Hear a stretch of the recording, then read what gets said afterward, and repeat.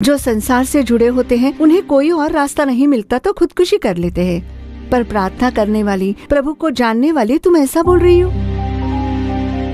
यीशु तुम्हारे लिए मार्ग है तो तुम ऐसा कैसे कह सकती हो कि दूसरा कोई भी रास्ता नहीं था? आत्महत्या का विचार देने वाला शैतान ही है, वही विचार लाता है। शैतान को जगह मत दीजिए, परमेश्वर के लिए जीवन जिए। प्रभु परमेश्वर के लिए गवाही का एक जीवन जीना चाहिए।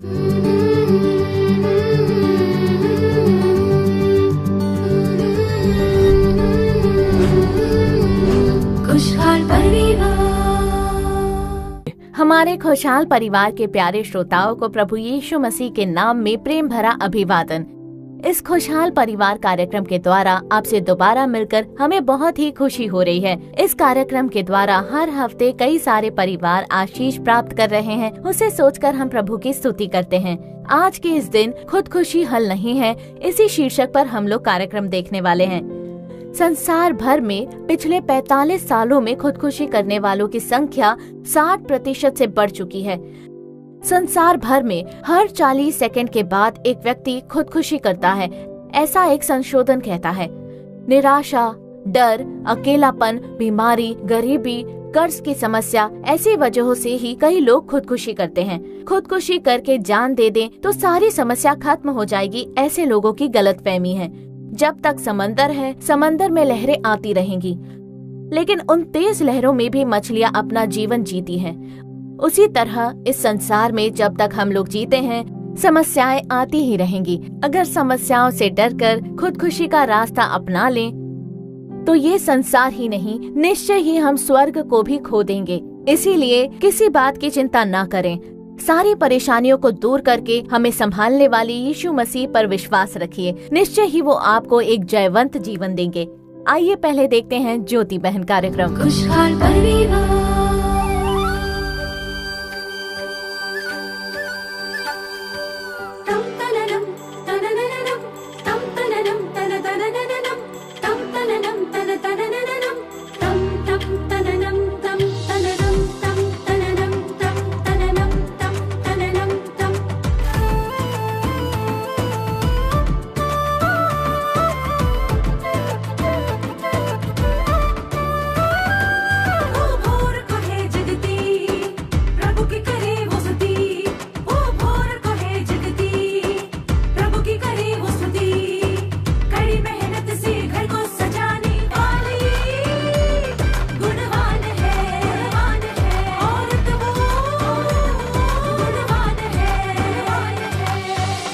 ज्योति बहन,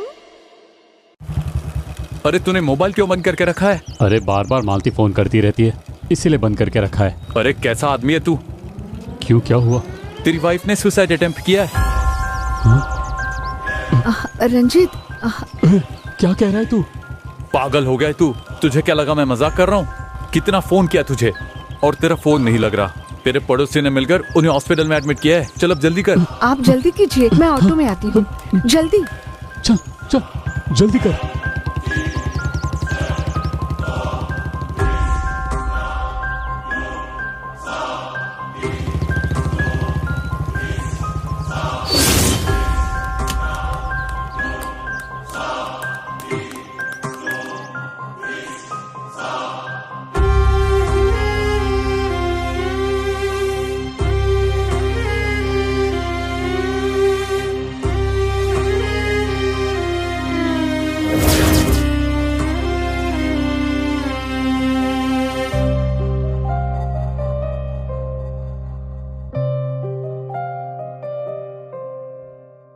ये क्या मालती, ऐसा क्यों किया तुमने?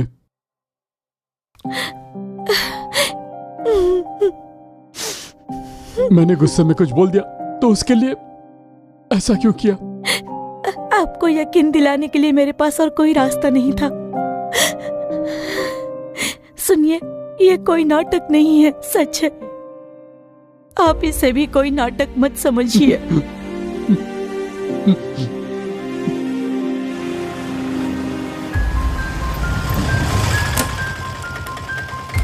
भैया जरा इंतजार कीजिए, हम अभी आते हैं।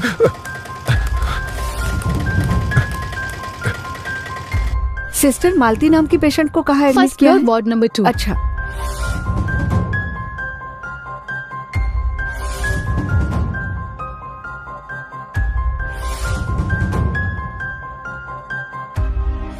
क्या मालती तुम भी? मालती,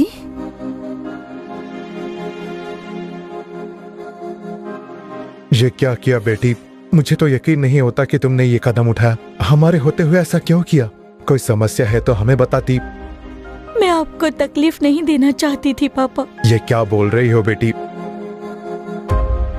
दामाद जी, ये सब क्या है?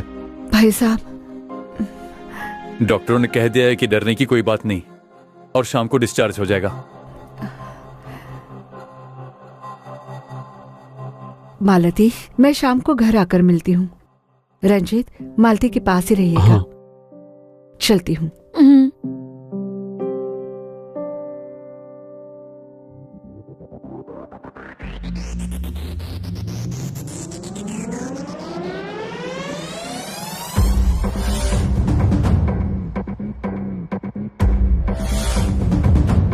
सुधा, दीदी,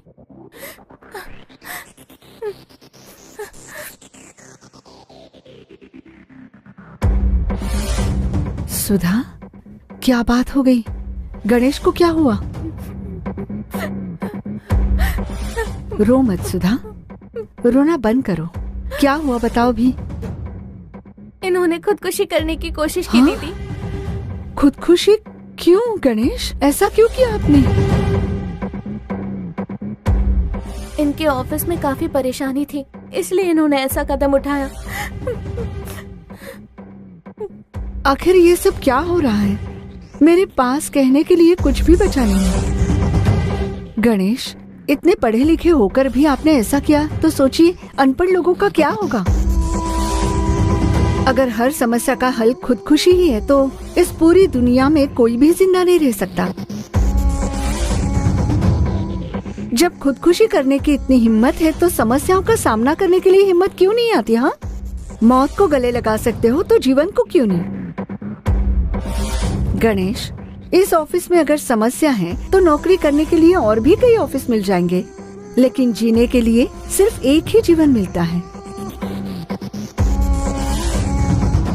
डॉक्टर ने क्या कहा सुधा?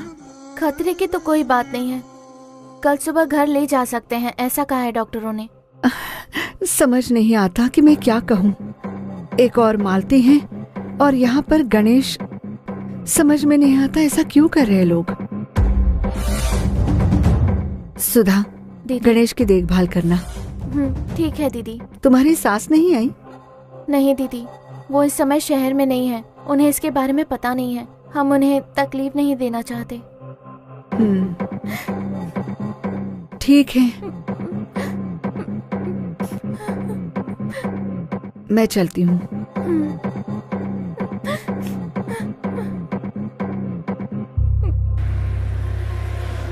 अच्छा, तुझे पता है क्या हुआ?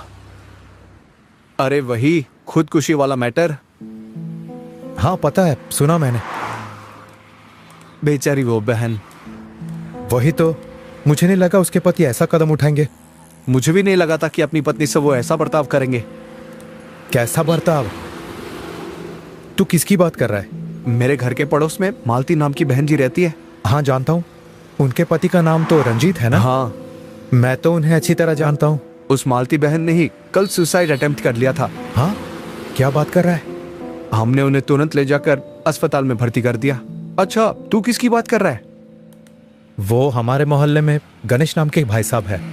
उनके ऑफिस में कोई प्रॉब्लम चल रहा था, उसकी वजह से उन्होंने सुसाइड अटेम्प्ट किया। इतनी छोटी बात के लिए कौन सुसाइड अटेम्प्ट करता है? देखो तो सुसाइड ना करने को लेकर कौन सलाह दे रहा है। हाँ तो तूने क्या किया था? तूने भी तो खुदकुशी करने की कोशिश की थी।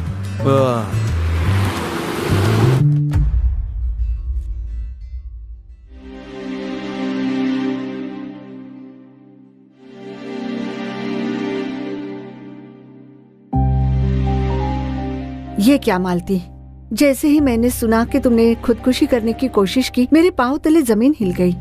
आखिर तुमने ऐसा फैसला क्यों लिया? पता नहीं दीदी, मैंने जल्दबाजी में ऐसा फैसला ले लिया। आज कई सारे लोग परेशानियों का सामना नहीं कर पा रहे हैं, उसमें से बाहर निकलने का रास्ता भी नहीं मिलता तो जल्दबाजी में खुदकुशी करने का फैसला कर लेते हैं। और आप भी यही कह रहे हो कि जल्दबाजी में फैसला ले लिया? ये कोई जल्दबाजी में लेने वाला फैसला नहीं है। मुझे और कोई रास्ता नहीं दिख रहा था। लेकिन मालती, तुम्हें दूसरा रास्ता कैसे नहीं मिला? जो संसार से जुड़े होते हैं उन्हें कोई और रास्ता नहीं मिलता तो खुदकुशी कर लेते हैं, पर प्रार्थना करने वाली, प्रभु को जानने वाली तुम ऐसा बोल रही हो? यीशु तुम्हारे लिए मार्ग है तो तुम ऐसा कैसे कह सकती हो कि दूसरा कोई भी रास्ता नहीं था? क्या करता दीदी, मुझे और कोई रास्ता नहीं दिख रहा था। कंपनी का वर्क प्रेशर मैं सहन नहीं कर पाया। वहां टारगेट पूरा करने के लिए बहुत टॉर्चर दे रहे थे और नहीं कर पाया तो सबके सामने मेरी बेइज्जती करने लग गए थे। बताइए मैं क्या करता? क्या करता मतलब? सारी समस्याओं का हल खुदकुशी नहीं होता गणेश। ये तो मैं जानता हूँ कि खुदकुशी रास्ता नहीं है, लेकिन खुदकुशी कर ली तो समस्या तो खत्म हो जाएगी ना। वो कैसे खत्म होगी? तुम्हारा परिवार, रंजीत का जीवन, क्या वो लोग खुश रह पाएंगे बताओ? ऐसे विचार मन में कभी मत लाना। समस्याओं के बीच में जीकर दिखाना चाहिए, मरना नहीं चाहिए।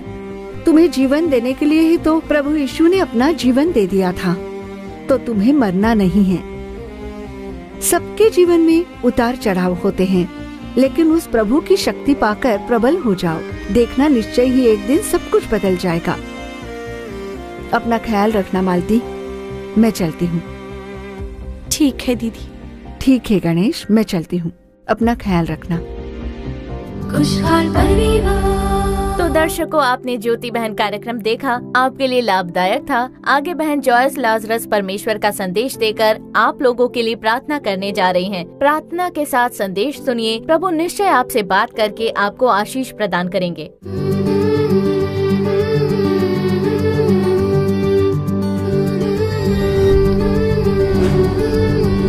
खुशहाल परिवार। प्रभु और उद्धारकर्ता यीशु मसीह के नाम में आप सभी को मेरा प्रेम पूर्ण अभिवादन।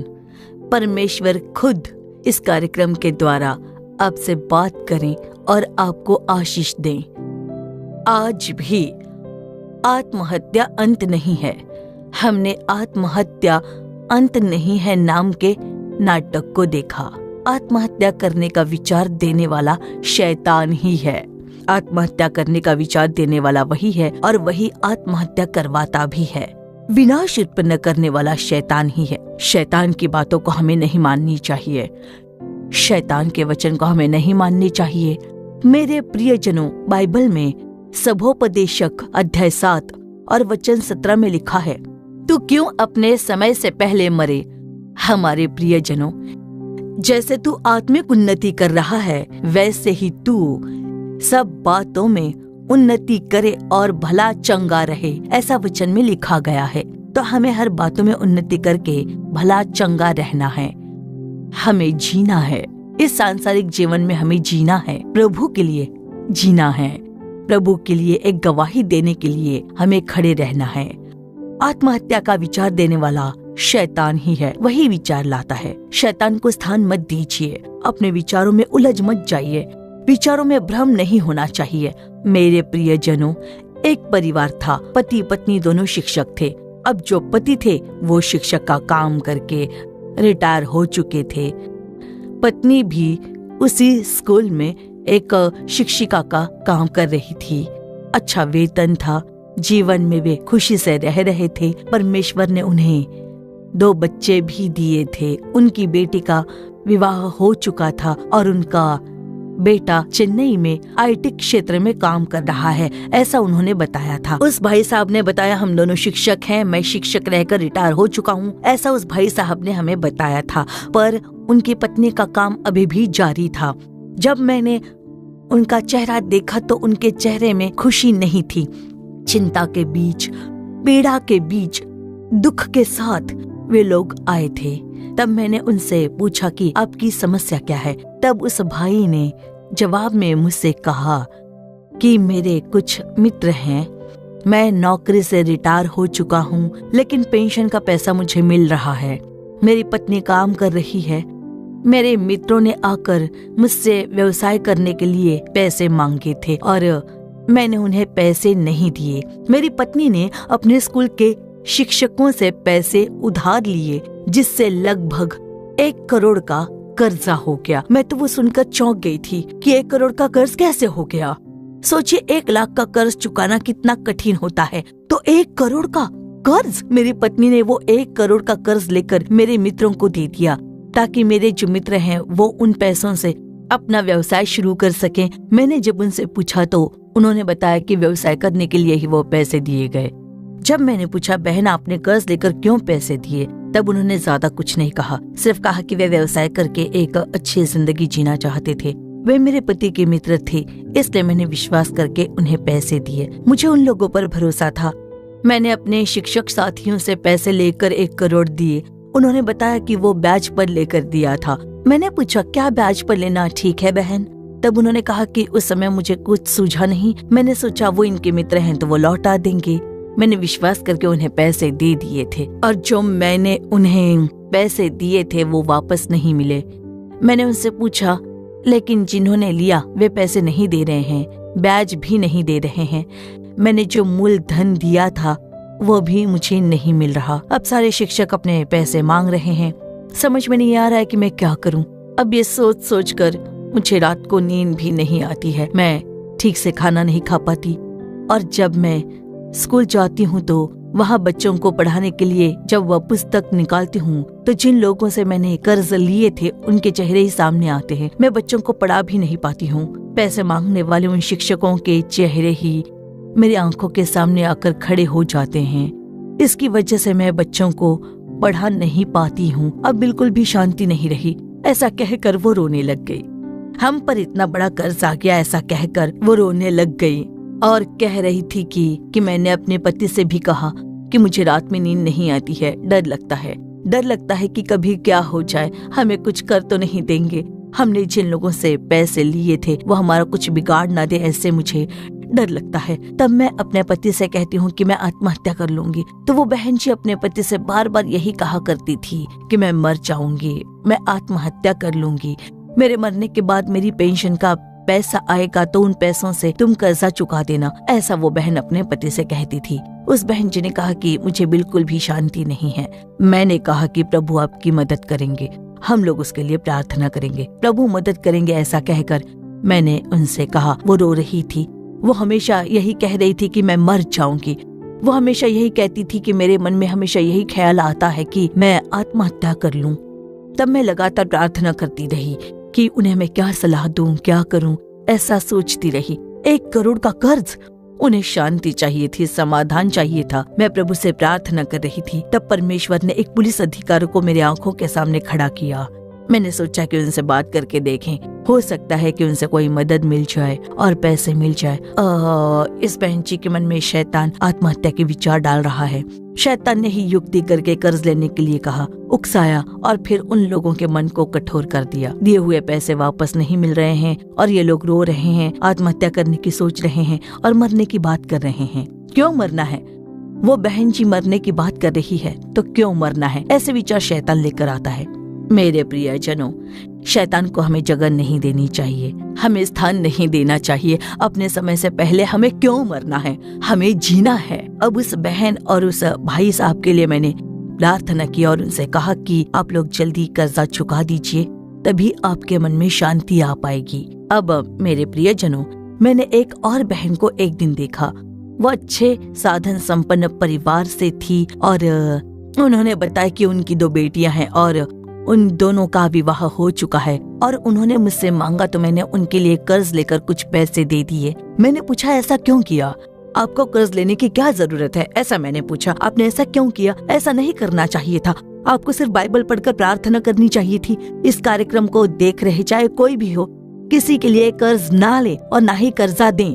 कर्ज के लिए बिल्कुल सहमत ना हो, कर्जदार मत बने, नहीं तो शैतान आत्महत्या के विचार ही लेकर आएगा। आपको जीना है। कर्ज लेकर मत दीजिए, किसी से भी कर्ज लेकर मत दीजिए। अगर कोई मांगे तो कहिए कि अब मेरे पास उतने पैसे नहीं हैं। आपको सुख और शांति से जीवन जीना चाहिए, आपका परिवार शांति से जीना चाहिए। तो देखिए, उस बहन जी ने कहा कि मैंने अपनी बेटियों को कर्ज लेकर दिया, अब मेरी बेटियां पैसे नहीं दे रही हैं। मेरे पति कहते हैं कि तुमने ऐसा क्यों किया, तुम जाकर मर जाओ। ऐसा कहकर वो बहन जी रोने लग गई थी। देखिए, हमें जरूरत नहीं है, ऐसे कर्ज लेने की जरूरत नहीं है। दूसरों को कर्ज लेकर देने की क्या जरूरत है? वैसा करके अपनी शांति क्यों खो दें? क्यों अपने पति से हम डांट खाएं, बच्चों से डांट खाएं? ऐसा मत कीजिए।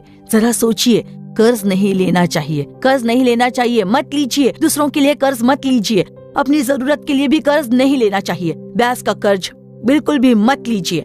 ब्याज का कर्ज लिया और चुका न पाए तो बहुत कठिनाइयां होती हैं। तब शैतान आपके मन में भ्रम लेकर आ जाएगा, रात को सोने नहीं देगा। वो कहेगा आत्महत्या कर लो, आत्महत्या कर लो। आज के समय में देखिए, कई परिवारों में बहनें आत्महत्या कर रही हैं।